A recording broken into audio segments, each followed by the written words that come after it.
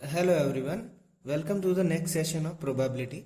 हमने प्रोबेबिलिटी के last lecture में प्रोबेबिलिटी की डेफिनेशन, फॉर्मूला, फिर ये जो फॉर्मूला था और एग्जांपल 3 तक हमने समझा था कि किस तरह से होता है।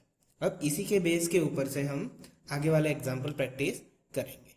अब यहाँ पे मैं एक सर्टेन पैटर्न फॉलो करूंगा, यानी कि जो क्वेश्चन लाइन में आते हैं 5 के बाद क्या एग्जाम्पल आना चाहिए, 6 एग्जाम्पल, उस तरह से नहीं। जो एक टॉपिक के लगते सारे सम है उसको हम पहले फिनिश करेंगे, बाद में दूसरे सम करेंगे। ठीक है, एक भी क्वेश्चन छूटेगा नहीं, पर हम एक पैटर्न फॉलो करेंगे ताकि हमारा कॉन्सेप्ट अच्छे से बिल्डअप हो पाए। ठीक है, तो चलो क्वेश्चन 5 देखते हैं। Example 5, 2 player Sangeeta and Reshma play tennis match and the probability of Sangeeta's winning the match is 0.62. What is the probability of Reshma winning the match? अब देखो, दो लड़कियां हैं, वो टेनिस का मैच है, उसके यहाँ पे एक जो गर्ल है उसकी विनिंग की प्रोबेबिलिटी कितनी है, 0.62। तो दूसरी की कितनी होगी वो पूछा है। अब जरा देखो ध्यान से, हमारा फॉर्मूला कैसे वर्क करता है कि P of E plus P of E bar is equal to 1, यानी कि ये इवेंट होने की प्रोबेबिलिटी है और ये इवेंट ना होने की प्रोबेबिलिटी है।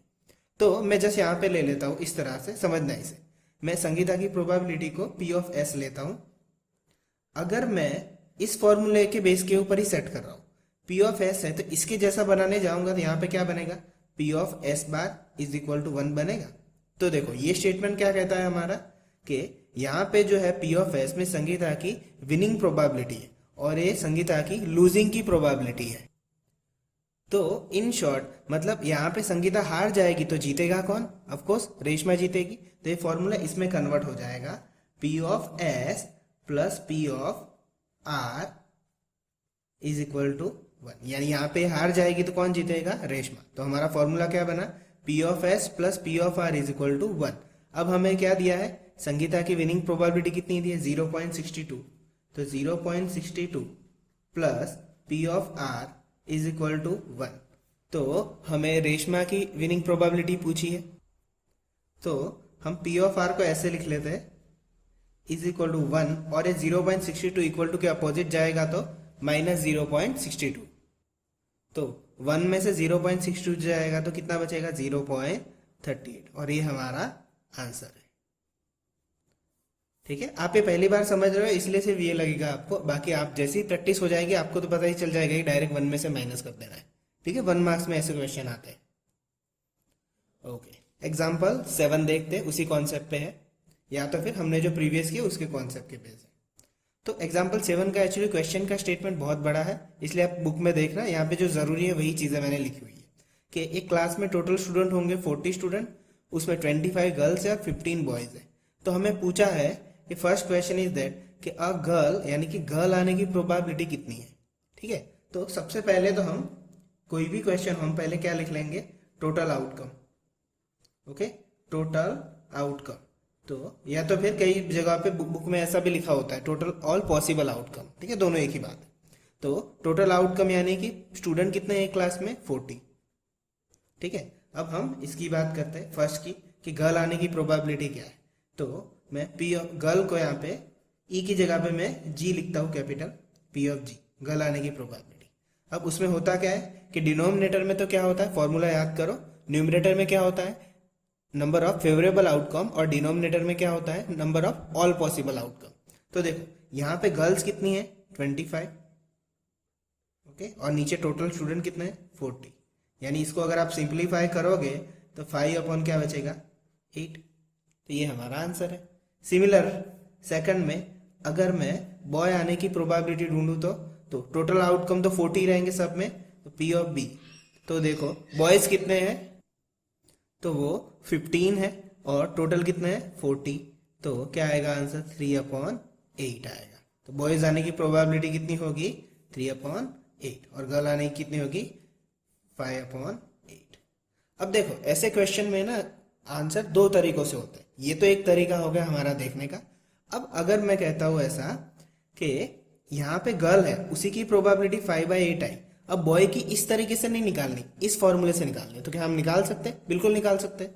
देखो तो मैं यहाँ पे लिख लेता हूँ कि P ऑफ G गर्ल आने की प्रोबेबिलिटी प्लस गर्ल ना आने की प्रोबेबिलिटी, दोनों का एडिशन कितना होगा 1 होगा, तो गर्ल आने की प्रोबेबिलिटी कितनी आई 5/8।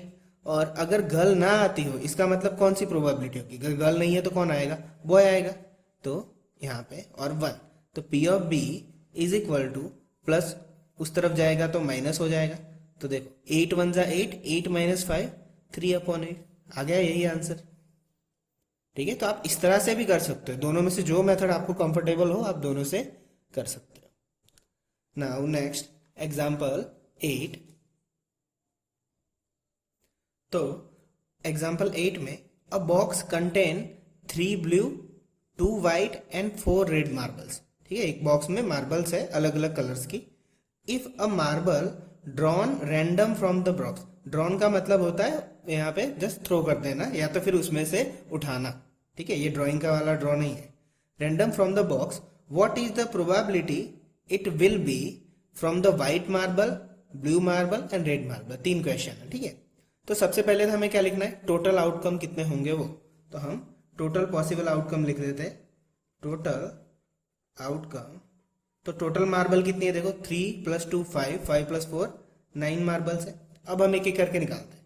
सबसे पहले 1 वाइट के लिए निकालते हैं, तो मैं P ऑफ W लिख लेता हूँ। ठीक है, आप P ऑफ E भी लिख सकते हो, सब में कोई प्रॉब्लम नहीं। तो देखो व्हाइट मार्बल कितनी है 2, तो वो ऊपर रहेगा जो फेवरेबल आउटकम है। टोटल कितना है 9, ये हो गया हमारा आंसर। सेकंड सिमिलरली ब्लू पे, तो P ऑफ B, तो ब्लू आने की प्रोबेबिलिटी कितनी है 3, और नीचे टोटल आउटकम कितना है 9, तो ये क्या हो जाएगा सॉल्व करोगे तो 1/3, ये हमारा आंसर है। उसके बाद थर्ड रेड आने के लिए, तो P of R is equal to, तो रेड मार्बल कितने हैं 4 और टोटल कितने हैं 9, तो ये हमारा आंसर है। ठीक है, ये तीनों के आंसर इसी तरह से 1 मार्क्स में क्वेश्चन पूछे जाते हैं। ओके, तो आई होप क्लियर हो गया होगा। और एग्जांपल देखते हैं। एग्जाम्पल 9 हमने प्रीवियस लेक्चर में कर चुके हैं लास्ट में, तो आप उसी में से देख लेना। अब हम एक्सरसाइज 15.1 करते हैं, जो फर्स्ट एंड सेकंड क्वेश्चन बहुत ही शॉर्ट क्वेश्चन है, FIB है। ठीक है, तो देखते हैं। चलो, तो FIB यहाँ पे फर्स्ट का first, probability of an event E plus probability of the event not E, यानी उसी का फॉर्मूले का ये राइटिंग में कन्वर्ट करके दिया है। P of E plus P of E bar is equal to क्या होता था 1 आएगा answer. Second question, the probability of an event that can not happen, यानी कि जो इवेंट हैपन ही नहीं हो सकता उसकी प्रोबेबिलिटी, यानी कि तो उसकी ऑलवेज क्या होती है 0। याद है, श्योर इवेंट की 1 होती है और जो नहीं होता है उसकी 0। और उस इवेंट को हम क्या कहते हैं, इम्पॉसिबल इवेंट। क्या कहते हैं, इम्पॉसिबल इवेंट। इम्पॉसिबल, अनसर्टेन, ये सारे सिमिलर वर्ड आप यूज कर सकते हो। थर्ड उसी का उल्टा, the probability of an event that is certain to happen is 1। Okay, जो हैपन नहीं है वो 0, जो हैपन होता है वो 1, और इसको हम क्या कहेंगे, पॉसिबल इवेंट। पॉसिबल इवेंट, या तो आप क्या कह सकते हो, सर्टेन इवेंट कह सकते हो, श्योर इवेंट कह सकते हो। Fourth, the sum of the probability of all the elementary event of an experiment is, तो इसका हमने एक एग्जांपल लिया था, उसमें मैंने समझाया था कि जितनी भी प्रोबेबिलिटी है उनका एडिशन करो तो आपको क्या आंसर मिलता है 1 मिलता है। कितना मिलता है 1। जितनी भी possible all elementary events, elementary events का मतलब होता है जैसे हमने वो कॉइन वाला एग्जांपल लिया था, उसमें हेड आने की प्रोबेबिलिटी फिर टेल आने की, ये जो दोनों थी उनको क्या कहते हैं, एलिमेंट्री इवेंट्स कहते हैं। तो दोनों का एडिशन ऑलवेज कितना आता है 1 आता है। Now the fifth, the probability of an event is greater than और equal to blank and less than और इक्वल टू ब्लैंक। तो बेटा ये जो है वो इसके ऊपर डिपेंडेंट है, ये जो हमने स्टेटमेंट देखा था लास्ट लेक्चर में इसके ऊपर, ये जो है इक्वेशन, यानी कि ये जो प्रोबेबिलिटी है वो क्या है 0 से ग्रेटर देन और इक्वल टू है और 1 से लेस देन और इक्वल टू है। तो यहाँ पे क्या होगा, the probability of an event is greater than और इक्वल टू, तो किससे ग्रेटर देन है 0 से, तो यहाँ क्या आएगा 0, और लेस देन और इक्वल टू क्या आएगा 1। इस स्टेटमेंट को अच्छे से समझना, क्योंकि यहाँ पे ग्रेटर देन की जगह पे अगर मैं लेस देन लगा देता हूँ तो 1 यहाँ पे आएगा, और यहाँ पे ग्रेटर देन लगा देता हूँ तो यहाँ पे 0 आएगा। ठीक है, तो इसलिए कंफ्यूज मत होना, इसे अच्छे से समझना, ये याद रखोगे आपको ऑटोमेटिकली क्लियर हो जाएगा। सेकंड क्वेश्चन देखो, experiments have a equally likely outcome और नॉट एक्सप्लेन। अभी जो इक्वली लाइकली आउटकम है वो क्या है और किस तरह से होता है हम देखेंगे। पर ये जो सेकंड क्वेश्चन है वो बोर्ड में कभी पूछा नहीं जाता, सिर्फ प्रोबेबिलिटी कॉन्सेप्ट को अच्छी तरह से बिल्डअप करने के लिए पूछा गया है। तो इसमें से क्वेश्चन नहीं आएगा, बस हमें समझना है। तो देखो, फर्स्ट इक्वली लाइकली आउटकम क्या होता है। तो यानी कि वहां पे आप बिल्कुल श्योर हो कि दो ही कंडीशन हो सकते हैं, या तो ये या तो ये, तो आपका आंसर क्या कह सकते हैं, इक्वली लाइकली आउटकम है, अदरवाइज नहीं है। फॉर एग्जाम्पल यहाँ देखो, ये चार देखने से आपको पूरे समझ में आ जाएंगे। फर्स्ट क्वेश्चन देखो, a driver attempt a car, the car start और डजंट स्टार्ट। ठीक है, एक ड्राइवर कार स्टार्ट कर रहा है, वो स्टार्ट होगी या नहीं होगी।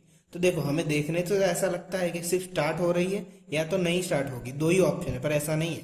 यहाँ पे देखो, कार की बात हो रही है तो कार कुछ वेदर में स्टार्ट नहीं भी होती, लाइक बहुत कोल्ड होता है तो शुरू शुरू में स्टार्ट नहीं होती। तो ऐसी किसी कंडीशन का यहाँ पे कुछ भी कहा नहीं गया है, तो इसलिए ये इक्वली लाइकली आउटकम नहीं है। ठीक है, सेकंड क्वेश्चन देखो, a player attempt to shoot a basketball, she or he shoots or miss the shot. यानी बास्केटबॉल का शॉट करना है तो वो अटेम्प्ट करेगी या मिस हो जाएगी, इस तरह से हमें देखना है। पर यहाँ पे प्लेयर के बारे में भी कोई भी इंफॉर्मेशन नहीं दी है कि प्लेयर कितना छोटा है बड़ा है, वहां तक वो बॉल शूट कर पाएगा या नहीं, तो इसलिए ये भी इक्वली लाइकली आउटकम नहीं है। Third, a trial is made to answer true false question, the answer is right or wrong. यानी कि एक क्वेश्चन है, उसका आंसर या तो ट्रू हो सकता है या तो फॉल्स हो सकता है। तो इसमें क्लियर कंडीशन है, तो दो ही आंसर हो सकते हैं, या तो ट्रू या तो फॉल्स, तो ये इक्वली लाइकली आउटकम है। Fourth, a baby is born, it is a boy और अ गर्ल। ठीक है, कोई बच्चा पैदा हुआ है तो या तो वो लड़का हो सकता है या तो वो लड़की हो सकती है, दो श्योर आंसर है, तो ये क्या होंगे, इक्वली लाइकली आउटकम होंगे। ठीक है, बस इसे समझना है अच्छे से, बाकी ये कभी पूछा नहीं जाएगा। Now next question 3, why is tossing a coin to be a fair way. Okay, coin को जो टॉस करते वही क्यों फेयर वे होता है, उसी से ही क्यों डिसाइड करते हैं, क्योंकि ये इसमें दो ही आंसर होते हैं, या तो हेड होता है या तो टेल होता है। तो इसको अगर इस चैप्टर की लैंग्वेज में बोलना हो तो एक्चुअली टॉसिंग अ कॉइन क्या होता है, अभी जो ऊपर क्वेश्चन देखा वही, इक्वली लाइक आउटकम। ओके, ये जो कॉइन है वो क्या जनरेट करता है, इक्वली लाइकली आउटकम जनरेट करता है, जो अभी सेकंड क्वेश्चन में स्टेटमेंट था वही। ठीक है, तो वो होगा। Fourth, which of the following can not be the probability of an event. यानी कि चार ऑप्शन है, उसमें से कौन सी प्रोबेबिलिटी नहीं होगी। ठीक है, तो प्रोबेबिलिटी में एक आगे प्रीवियस लेक्चर था, उसी में ही समझा था ये कि कुछ भी हो जाए, अगर कोई भी नंबर चेक करना है कि वो प्रोबेबिलिटी है या नहीं, तो वो कैसे करेंगे, तो न्यूमरेटर लेंगे, एक फ्रैक्शन में नंबर लेंगे कोई भी, तो लाइक 1/2, तो ये प्रोबेबिलिटी होगा किसी की, ऑफ कोर्स होगा। प्रोबेबिलिटी में क्या होता है, ऊपर वाला नंबर ऑलवेज छोटा होता है, बस इतना ही चेक करना होता है। तो यहाँ देखो, उसके बाद और दूसरी कौन सी चीज है वो भी देखेंगे हम। तो देखो, ऊपर वाला नंबर ये नीचे वाले से छोटा है, तो ये प्रोबेबिलिटी है। उस 15%, तो 15% को एक्चुअली हम कैसे लिख सकते हैं, 15/100। तो देखो, ऊपर वाला नंबर कैसा है, छोटा है, और 0.7, तो 7/10, तो ये भी छोटा है। तो बचा क्या, सिर्फ यहाँ पे ये -1.5। अब ये तो देखते ही पता चलता था, उसका रीजन क्या था, एक तो इसी तरह से तो है कि 1.5 मतलब 15/10, तो ऊपर वाला नंबर बड़ा है। दूसरा एक नेगेटिव में, प्रोबेबिलिटी कभी नेगेटिव में नहीं होती। देखो, ये हमने स्टेटमेंट पढ़ा था, 0 < P of E < 1, तो प्रोबेबिलिटी ऑलवेज 0 और 1 के बीच में होगी, नेगेटिव में तो कभी भी नहीं होगी। तो हमारा आंसर क्या होगा, ये। और ये याद रखना, नेगेटिव वाले क्वेश्चन तो नहीं आते, पर ऐसे जरूर आते हैं। Question 5, if P of E is equal to 0.05, then what is the probability P of not E। तो ये तो डायरेक्टली फॉर्मूला है, P of E plus P of E bar is equal to 1। तो P of E कितना दिया हुआ है, 0.05 plus P of E bar is equal to 1। तो प्लस 0.05 उस तरफ जाएगा तो क्या होगा, माइनस होगा, तो 1 माइनस 0.05, तो कितना आंसर आएगा, 0.95। तो ये हमारा आंसर है 0.95।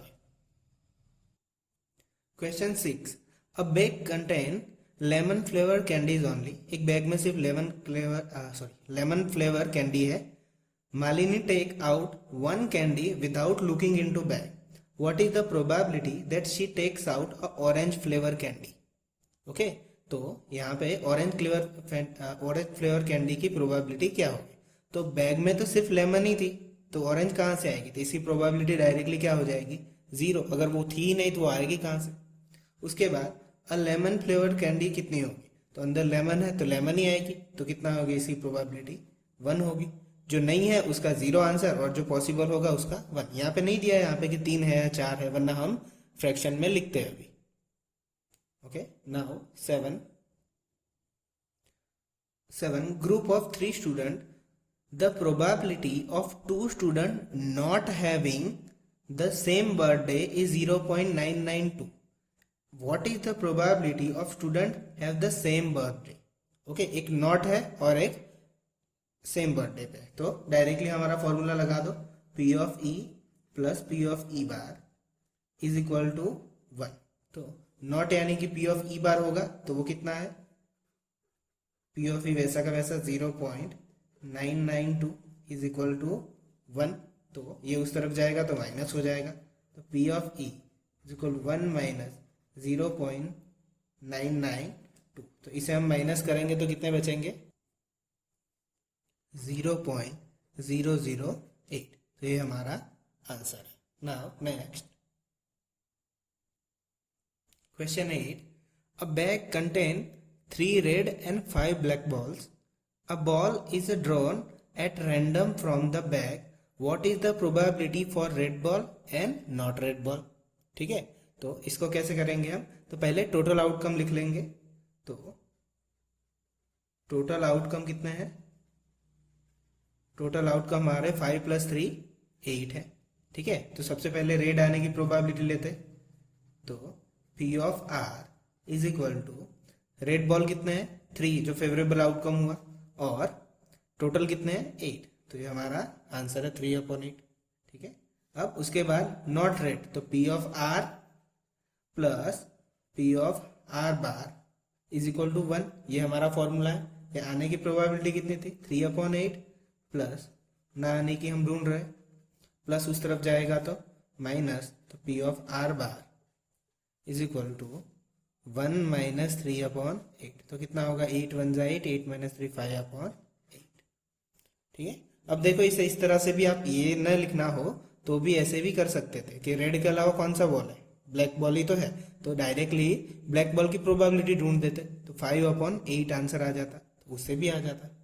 ठीक है, चूज आपको करना है कि आपको कौन सी मेथड अच्छी लगती है, जो भी कंफर्टेबल हो आप वो कर सकते हो। Question 9. A box contains 5 red marbles and 8 white marbles and 4 green marbles. Find the probability for red marbles, white marble and not green marbles. ठीक है, तो हम पहले रेड की निकाल लेते हैं। तो first of all total outcome लिख लेते हैं। टोटल आउटकम, पॉसिबल आउटकम कितने हैं? 5 + 8 13, 13 + 4 17 मार्बल्स है हमारे पास टोटल। अब हम सबसे पहले रेड मार्बल की बात करते हैं कि रेड मार्बल के लिए कितनी प्रोबेबिलिटी होगी। तो रेड मार्बल के लिए फेवरेबल आउटकम कितने हैं? तो रेड के लिए कितने? 5 है, तो P of R is equal to favourable 5 है, टोटल कितने हैं? 17। तो ये हमारा आंसर है। सेकंड फॉर वाइट, तो वाइट के लिए कितनी है? यहाँ पे P of W लिख लेते हैं। तो वाइट कितनी है? 8, और टोटल कितनी है? 17। तो हमारा सेकंड का आंसर है। थर्ड, तो थर्ड में क्या पूछा है हमें? Not green. ओके, तो हम पहले क्या करते? ग्रीन की प्रोबेबिलिटी निकाल देते, बाद में उसको 1 में से माइनस कर देंगे। तो for green P of G is equal to green की कितने फेवरेबल आउटकम? 4, और टोटल कितने हैं? 17। तो ये तो ग्रीन आने की प्रोबेबिलिटी हुई। फॉर नॉट क्या होगा? तो P of G plus P of G bar is equal to क्या होगा? 1। तो P of G कितना है? 4/17 plus P of G bar is equal to 1, plus उस तरफ जाएगा तो क्या होगा? माइनस हो जाएगा, तो 1 माइनस 4/17। तो 17 1 जा क्या होगा? 17, 17 माइनस 4 कितना होगा? 13/17। पी ऑफ जी बार क्या होगा 13/17। अब इसको देखो अच्छे से कि ये जो पी ऑफ जी यानी कि ग्रीन ना आने की प्रोबेबिलिटी थी वो आप डायरेक्ट भी कैलकुलेट कर सकते। तो देखो उसे किस तरह से कर सकते हैं, ग्रीन ना आने की पूछा था ना, तो ग्रीन वाला मत देखो, बाकी देखो 5 रेड और 8 वाइट, तो 8 + 5 कितने होंगे 13 और टोटल कितने 17, तो 13/17 ऐसे भी आ सकता था। Okay, now next example, question 10, a piggy bank contain 100 50 पैसे coins, 50 1 rupees coin, 20 2 rupees coin and 10 5 rupees coin। Okay, इतने सारे ये जो है कॉइन्स एक पिगी बैंक में कंटेन किए हुए। अब वो इसमें ऐसा कहा गया है कि अगर वो अपसाइड डाउन होता है, यानी कि मान लो गलती से उल्टा हो जाता है, तो इसमें से कुछ कॉइन गिर जाते हैं। तो अगर कुछ कॉइन गिरता है तो ये जो दो क्वेश्चन है उसकी प्रोबेबिलिटी कितनी होगी वो पूछा है। ठीक है, तो सबसे पहले तो हम क्या करेंगे, कोई भी ऐसे प्रोबेबिलिटी का क्वेश्चन हो हम पहले टोटल आउटकम लिख लेते हैं। तो हम यहाँ पे लिख लेते हैं टोटल पॉसिबल आउटकम। ओके, तो अंदर कितने कॉइन है, तो ये मत गिन लेना कॉइन कितने यहाँ पे है। तो देखो 100 प्लस 50 प्लस 20 प्लस 10, तो टोटल कितने कॉइन है 180 कॉइन्स है। अंदर कितने कॉइन है 180। अब हमें क्वेश्चन पहला क्या पूछा है, विल बी अ 50 पैसे कॉइन, यानी कि 50 पैसे का जो सिक्का है उसकी प्रोबेबिलिटी क्या होगी। तो हम पहला क्वेश्चन लिखते हैं कि नंबर ऑफ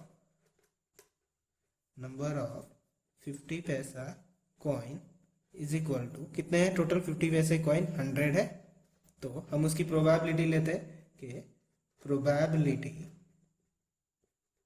ऑफ 50 पैसे कॉइन, प्रोबेबिलिटी ऑफ गेटिंग 50 पैसे कॉइन इज इक्वल टू, ऊपर क्या लिखेंगे जो फेवरेबल होता है, तो 50 पैसे कॉइन कितने 100 और टोटल कॉइन कितने 180। तो हमारा आंसर क्या होगा, यहाँ पे 0 0 कट हो जाएंगे, तो 10/18। तो यहाँ पे क्या आएगा, अभी भी कट होगा 5/9, 2 2 से कट हो जाएगा। और उसके बाद हमारा सेकंड क्वेश्चन क्या है, will not be A ₹5 coin. Okay, will not be A ₹5 coin. तो हम सबसे पहले क्या करते हैं, सेकंड में 5 रुपीज की प्रोबेबिलिटी निकाल देते हैं 5 रुपीज के कॉइन की।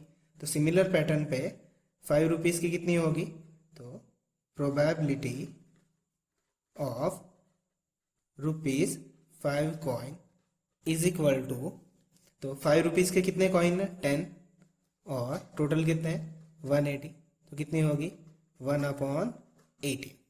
अब ये तो प्रोबेबिलिटी 5 रुपीज के कॉइन की हुई, हमें तो क्या पूछा था विल नॉट बी है, यानी कि नॉट फॉर 5 रुपीज कॉइन। तो इसे क्या करेंगे, यही फिर से लिख लेंगे, मैं यहाँ पे लिख लेता हूँ probability of not for ₹5 coin is equal to, इसे डायरेक्टली 1 में से माइनस कर लेंगे जो हमारा फॉर्मूला था, तो 1 - 1/18, तो कितना होगा 18 1 × 18, 18 - 1 17/18। ये हमारा आंसर है, probability of not for ₹5 coin is equal to direct 1 में से माइनस कर दिया।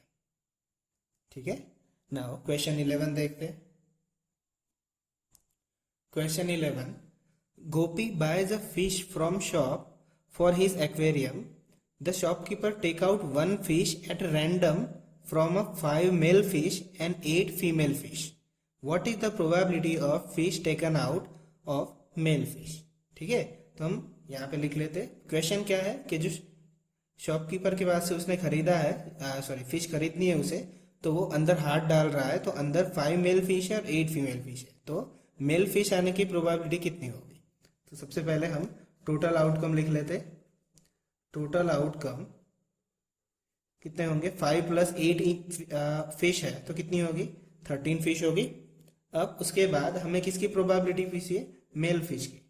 तो यहाँ पे हम लिख लेते फॉर मेल फिश, तो टोटल मेल फिश कितनी है 5 है, तो probability of getting male fish is equal to, जो फेवरेबल आउटकम होगा ऊपर, टोटल होगा वो नीचे, तो ये हमारा आंसर है। ठीक है, ये 11 क्वेश्चन था। नाउ क्वेश्चन 12, तो क्वेश्चन 12 की इंस्ट्रक्शन एक्चुअली मैंने नहीं लिखी है। क्वेश्चन 12 में कुछ ऐसा है कि ये इस तरह से कोई व्हील दिया हुआ है और एक एरो पॉइंट किया हुआ है और इसके ऊपर 8 नंबर है। आप वो गेम्स देखते हो ना जो फिर व्हील घूम के एक नंबर पे आ जाता है, वही है। तो यहाँ पे एरो है, फिर यहाँ पे वो व्हील को टर्न करना होता है। और यहाँ पे फर्स्ट क्वेश्चन कुछ इस तरह से है कि ये जो एरो है वो 8 पे आने की प्रोबेबिलिटी क्या है। फिर सेकंड क्वेश्चन क्या है, ऑड नंबर पे आने की प्रोबेबिलिटी क्या है, उस तरह से क्वेश्चन दिया हुआ है। तो हम पहले फर्स्ट कैलकुलेट करते हैं। ओके, यहाँ से कि 8 आने की प्रोबेबिलिटी क्या है। तो यहाँ पे हम लिख लेते हैं कि probability of getting 8 is equal to, अब देखो 8 एक्चुअली है क्या, वो एक ही नंबर है ना, कितना नंबर है, एक, तो वो एक ऊपर होगा, यानी फेवरेबल नंबर है हमारा। यहाँ पे 8 मत लिख देना, बहुत सारे बच्चे यही गलती करते हैं। 8 आने की प्रोबेबिलिटी है, 8 तो एक नंबर है खुद, और टोटल नंबर कितने हैं, तो टोटल नंबर यहाँ पे कितने हैं, 8। मैं यहाँ पे लिख देता हूँ टोटल आउटकम, इस बार नहीं लिखा, total outcome is equal to कितना है, 8। तो टोटल आउटकम यहाँ पे 8 है और प्रोबेबिलिटी ऑफ गेटिंग 8 खुद ही एक नंबर है और टोटल कितने नंबर है, 8। तो इसका आंसर क्या होगा, 1/8। Second question, probability of getting odd number, तो probability of getting odd number is equal to, तो देखो इसमें ऑड नंबर कितने हैं, एक 1 है, एक 3 है, एक 5 और एक 7 है। टोटल कितने हैं, 1 2 3 और 4, तो वो 4 ऊपर, और टोटल नंबर कितने, 8, तो 4/8 इज इक्वल टू क्या होगा, 1/2। Okay. Third question, a number greater than 2, तो 2 से क्या बड़े नंबर कितने हैं, 1 2 3 4 5 और 6, टोटल 6 नंबर है। तो प्रोबेबिलिटी यहाँ पे पहले लिख लेते हैं of getting greater than 2 is equal to, तो कितने नंबर आए, 6, और नीचे टोटल कितने हैं आउटकम 8, तो इसे हम कट करेंगे तो 3/4 मिलेगा हमें answer. Now next fourth, a number less than 9, तो probability of getting a number less than 9 is equal to, तो 9 से तो ये सारे नंबर छोटे, कितने नंबर है, 8 के 8 नंबर सारे 9 से छोटे, तो 8, और टोटल कितने, टोटल भी 8 है, तो 8/8 इज इक्वल टू क्या होगा, 1। ठीक है, समझ में आया। अब नेक्स्ट क्वेश्चन देखते हैं 13। Question 13, a die is thrown once, find the probability of getting prime number, number lying between 2 and 6 and odd number. Die है यहाँ पे, तो अगर हम डाई ड्रॉ करते हैं तो टोटल आउटकम कितने आते हैं, टोटल आउटकम हमारे कुछ इस तरह से आएंगे। अगर एक डाई में कितने नंबर थे, 1 2 3 4 5 और 6, ओके, इतने नंबर होते हैं, यानी कि टोटल आउटकम कितने होंगे, 6 ही होंगे। बस मैंने इस तरह से लिखा है क्योंकि यहाँ पे अभी हमें जरूरत पड़ेगी। ओके, अब फर्स्ट क्वेश्चन देखते हैं। अब प्राइम नंबर, तो डाई में देखो प्राइम नंबर कितने होते हैं, ठीक है, इसका कॉन्सेप्ट अच्छे से समझ लेना, अगर ना समझ में आया हो तो अभी देख लेना। प्राइम नंबर किसे कहते हैं, तो जिसके सिर्फ 2 ही फैक्टर हो उसे क्या कहते हैं, प्राइम नंबर। 2 ही फैक्टर मतलब वो खुद नंबर और एक 1 तो सबका फैक्टर होता है। फॉर एग्जाम्पल यहाँ देखो, सबसे पहले याद रखो 1 is neither prime neither composite, या 1 इज ऑड। ठीक है, मैं अभी कॉन्सेप्ट क्लियर कर देता हूँ सारे। देखो इवन, ऑड और प्राइम, और उन सबको किस तरह से लिखते हैं। ठीक है, यहाँ देखो इवन किसे कहते हैं, सबसे पहले जो 0 2 4 6 8, जिन नंबर के पीछे ये 4 5 नंबर लगे उसे इवन कहते हैं। ऑड किसे कहते हैं, तो 1 3 5 7 9 11, इस तरह जो नंबर होते हैं उन सबको ऑड कहते हैं। आगे चले जाते हैं। फिर प्राइम नंबर, तो केयरफुल विद दैट, प्राइम जिस नंबर के सिर्फ 2 ही फैक्टर हो, तो देखो 1 इज नाइदर प्राइम और नाइदर कंपोजिट, रिमेंबर दैट। फिर बाद में 2 देखो, तो 2 किस किस के टेबल में आता है, एक 2 के और 1 के, तो 2 प्राइम नंबर है।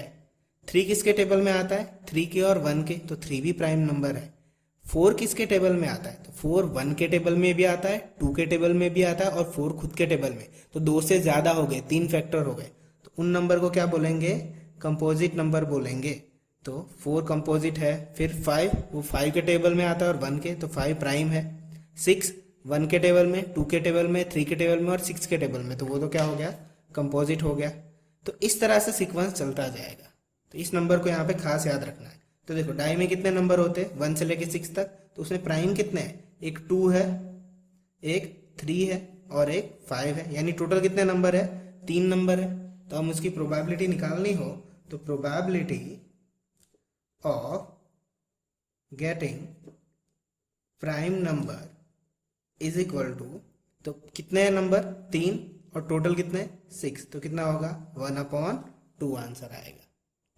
ठीक है।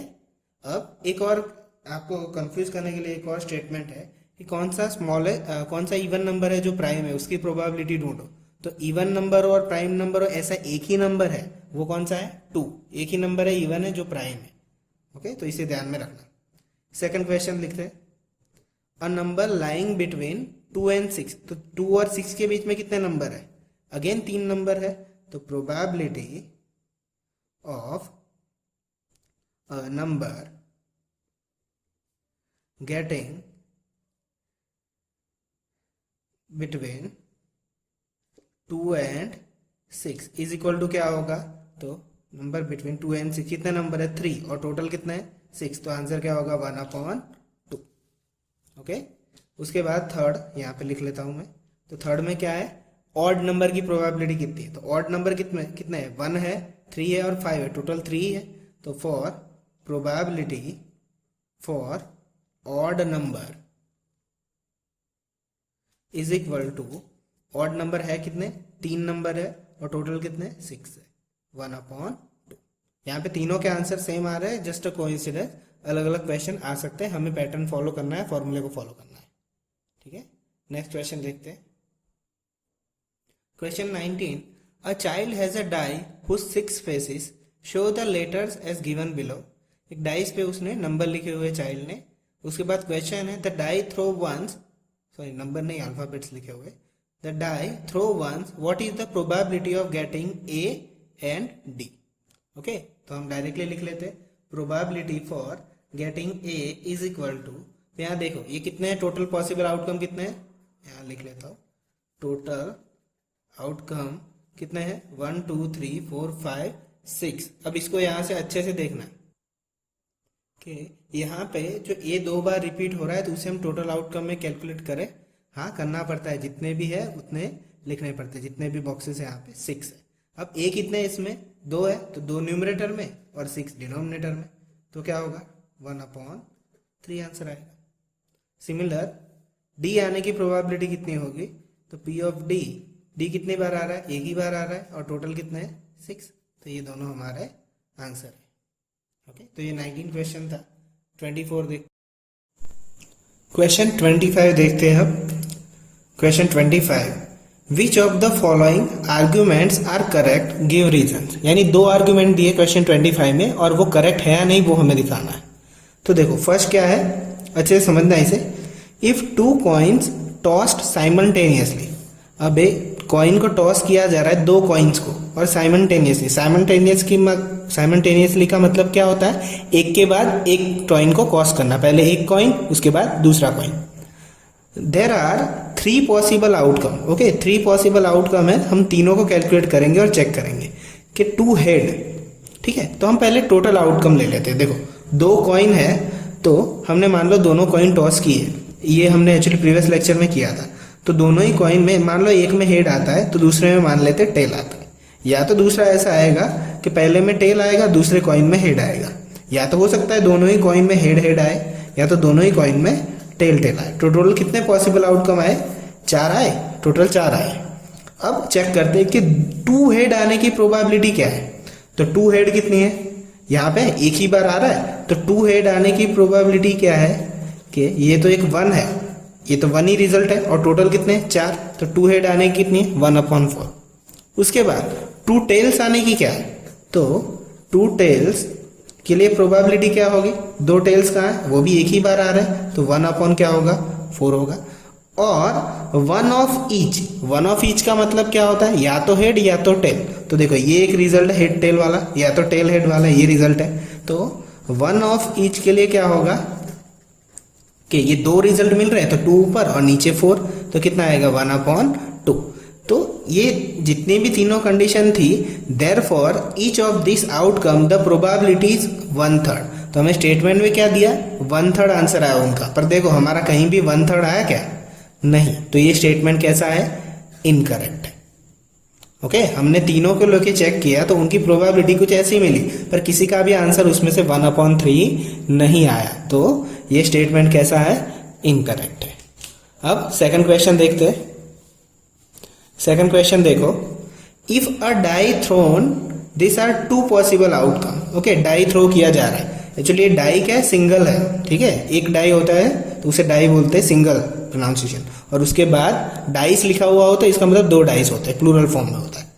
तो 2 पॉसिबल आउटकम आ रहे हैं, तो डाइस में पहले आते कितने नंबर हम लिख ले, 1 2 3 4 5 6, इसको अभी हमने देखा है इसलिए पता चल जाएगा।